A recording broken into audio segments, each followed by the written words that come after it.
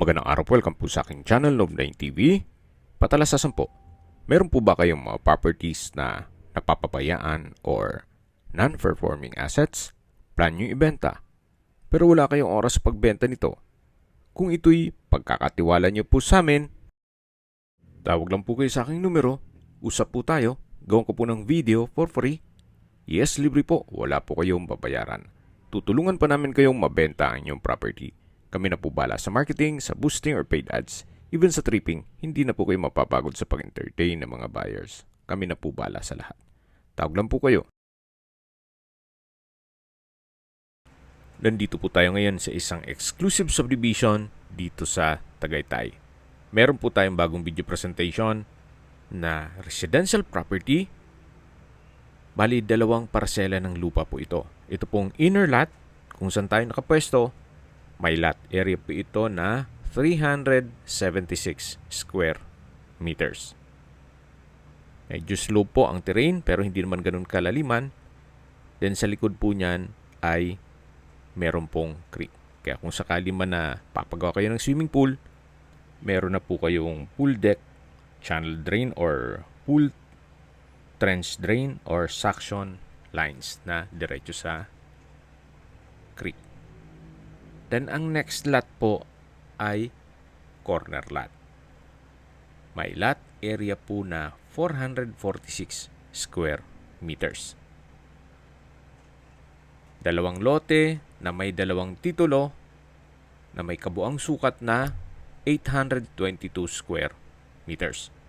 Lahat pong taxes ay updated, pati po association dues at buhay po ang may-ari. Kung hanap nyo po isang malaking sukat ng lupa, kagaya nitong 822 square meters na nasa loob ng isang exclusive community at kumpleto po ang amenities, ito na po yung hinahanap nyo. Kaya ng karamihan po dito, ang mga sukat ng lupa ay 300, 400, magkahiwalay po yan. Pero ito po, napakalaki po nitong lot area. Tungkol naman po sa mga amenities, dito sa loob ng subdivision, meron po itong clubhouse, sports complex, indoor tennis and basketball court, underground drainage system, centralized water supply, Olympic-size swimming pool, at meron pong children's pool, then lighted jogging paths o jogging area, may exclusive gym, playground, 24-hour security, at marami pong iba. Ito po yung frontage, tunghayan niyo po. Napakaganda po nitong lupain at napakatahimik po ng lugar, sariwa ang hangin, at malamig po ang klima. Kaya po nang nasabi ko sa inyo, hindi po siya ganun kalalim. Medyo slope lang ng konti na kung saan bahala na po ang arkitekto ninyo magdisenyo sa ganitong mga slope na terrain ay dun sa lower part ginagawa nilang basement. As per owner instruction, ito po'y binebenta as a whole property. Ito pong corner lot na may lot area na 446 square meters at yung inner lot na 376 square meters. So, buo pong 822 square meters ang binebenta. Hindi po pwedeng isa lang, kundi 2 po. 2 parsela ng lupa ang binebenta niya. Yan po, tunghayin nyo po ulit. Napaganda po, napakaliwalas.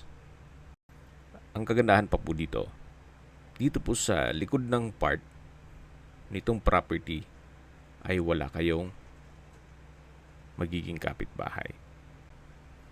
Kung sakali man po na may 2 magkaibigan o magkapatid na magkatabi lang, well, pasok na po sa inyong requirements itong property na to. Ang property line po ay hanggang dito sa may bridge.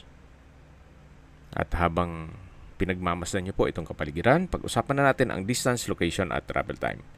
Mula po sa highway ang distance is 1.5 kilometers at ang travel time is 4 minutes. Mula naman po sa Picnic Grove, kung saan isa sa mga pasyalan dito sa Tagaytay, ang distance is 2.1 kilometers at ang travel time is 6 minutes. Mula naman po sa Palace in the Sky, ang distance is 6 kilometers at ang travel time is 14 minutes. Mula naman po sa Tagaytay Rotonda, ang distance is 4.9 kilometers at ang travel time is 8 minutes. Kumpleto na po doon gaya ng hotels, restaurants, banks, schools, church at hospital. Yan po yung lagi kong binabanggit sa inyo na dapat nyo i-consider sa paghanap ng property, yung meron pong malapit na hospital. Hindi ko naman po sinasabing sakitin kayo, yan naman po for emergency purpose lang naman. At mula naman po sa Calax, Santa Rosa exit, ang distance is 32.2 kilometers at ang travel time is 48 minutes.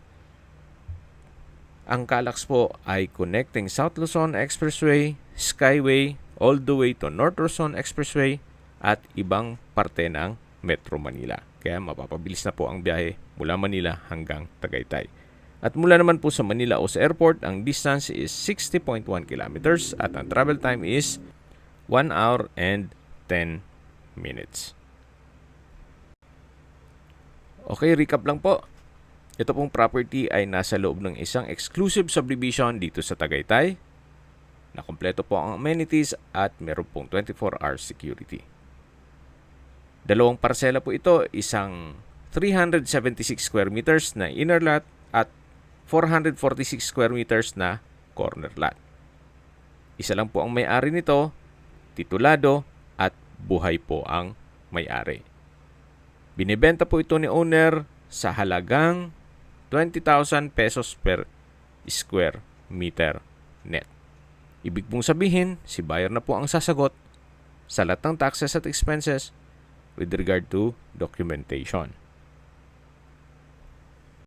Tunghayan niyo po itong napagandang lupain bago natin tapusin ang video. At kung sakali man po na magpaset kayo ng tripping, kailangan po ay ahead of time gawa ng mag-email pa po si owner mula sa Amerika dito sa Homeowners Association para papasukin po tayo dito sa subdivision. Opo, nasa Amerika po si owner. May pagpabago lang sa kanilang plano, kaya ibebenta na lang po nila ito. Kung may mga katanungan po kayo, tawag lang po kayo sa aking numero. Sa mga kababayan naman natin nasa ibang bansa, meron po akong WhatsApp, Viber, at Telegram. Same number lang po, 0917-316-3399. Sa mga nagtatanong naman po ng aming Facebook, meron po aming Facebook page na Nov9TV at Facebook Real Video. Meron din pong TikTok at Instagram. May ibang YouTube channel po kami, the Nov9TV channel, Nov9TV Listings, Nov9TV On The Spot, Nov9TV Updates, at Nov9TV House Rental. Sana po naibigyan nyo ang video presentation. Paki-like and subscribe na lang po sa aking channel para ma-update din po kayo sa aking future listings. Kung sakali po hanap nyo yung mas malaking sukat ng lupa, meron din po kami ibang listings na pwede nyong pagpilian. Huwag po kayong mag-atubiling tumawag sa amin. Then, let us know your budget para malaman namin kung anong property pwede naming ilog sa inyo. Sa lahat pong viewers, subscriber at nagtiwala po sa amin, salamat po sa suporta. Ingat po kayo lagi at yung pamilya. Maraming salamat po.